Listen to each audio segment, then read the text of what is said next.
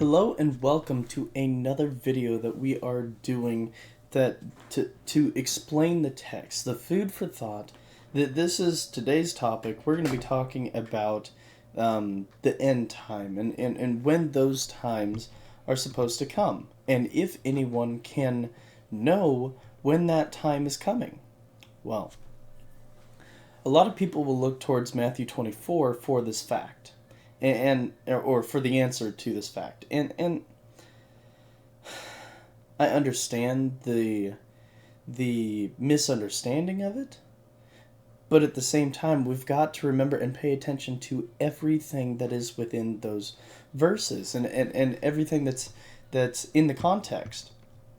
Pay attention to the context. So, let's start. We're going to go ahead and just read through this. We're going to get through this. It says, "And Jesus went out and departed from the temple, and his disciples came to him for to show him the buildings of the temple. And he said unto them, See ye not all these things? Verily I say unto you, there shall not be left here one stone upon another, that shall not be thrown down." And as he sat upon the Mount of Olives, the disciples came unto him privately, saying, Tell us, when shall all these things be? And what shall be the sign of thy coming and the end of the world? There's three parts here that are being asked. When will these things be? The first thing that he was mentioning is that no stone shall be left upon another, they shall be thrown down, talking about the buildings of the temple. So he's going to answer that part first, and the signs of it. Then they asked what the signs of thy coming will be and the end of the world. So he's actually gonna split it into three different parts. He said, Take heed that no man deceive you, for many shall come in my name, saying, I am Christ, and shall deceive many. And ye shall hear of wars and rumors of wars. See that ye be not troubled, for all these things must come to pass, but the end is not yet. These things must come to pass, but that's not what's going to tell us about the end, or when the end's coming. He says, For nation shall rise up against nation. This is the signs for these things to be. The talking about the destruction of the temple, the destruction of Jerusalem. Nation shall rise up against nation, and kingdom against kingdom, and there shall be famines and pestilences and earthquakes in divers places, in many places. All these are the beginning of sorrows. And shall they deliver you up to the afflicted, and shall kill you, and ye shall be hated of all nations for my name's sake. And then shall many be offended, and shall betray one another, and hate one another. And many false prophets shall rise and deceive many. And because iniquity shall abound, and the love of many shall wax cold, but he shall endure to the end, and same shall be saved. And this gospel of the kingdom shall be preached in the world for witness unto all nations, and then shall the end come. When ye therefore shall see the abomination of desolation spoken by Daniel the prophet stand in the holy place, whoso readeth, let him understand. Then let them which be in Judea flee to the mountains, because we're talking about the destruction of Jerusalem. Flee into the mountains. Let him which is on the housetop not come down and take anything out of his house, neither let him go, or which is in the field return back to take his clothes. And woe unto them that are with child, and unto them that gave suck in those days.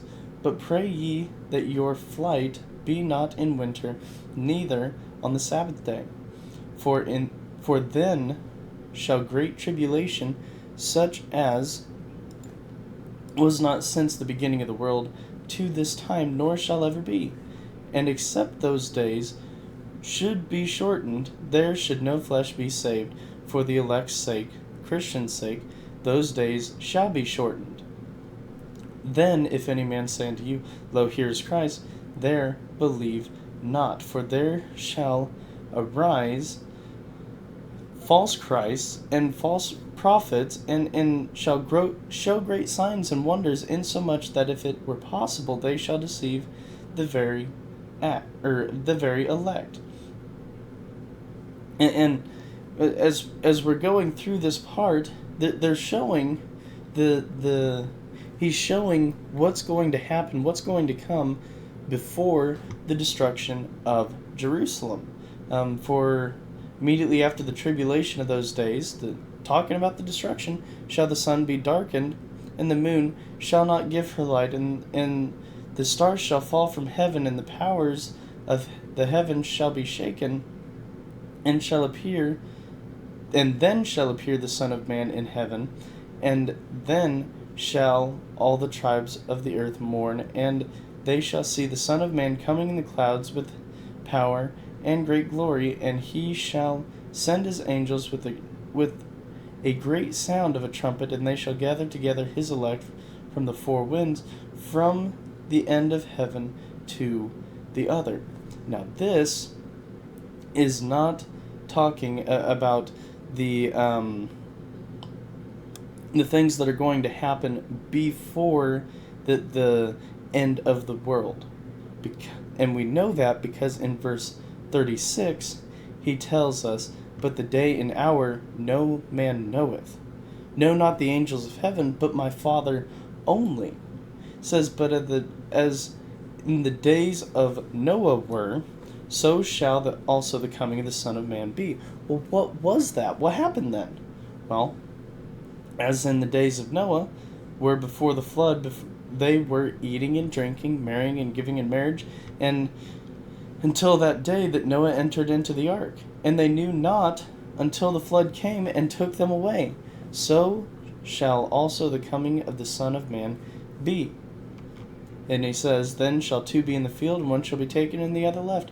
2 men shall be grinding at the mill, two women shall be grinding at the mill, and one shall be taken and the other left.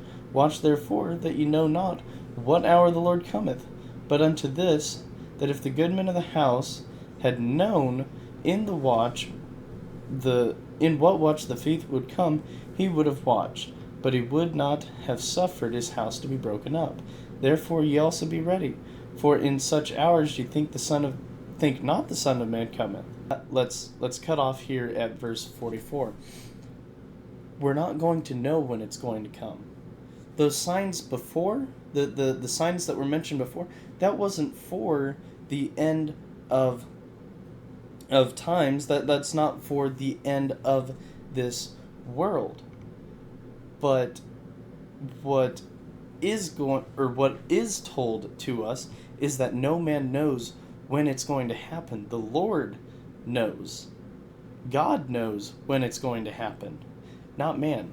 We have no way of knowing when it's going to happen. Now, there's many that are going to say that this is for these different signs are going to show us when the end of the world is going to come. But that's not the case. That's not what the scriptures teach. What it does teach is that no man knows when it's going to come.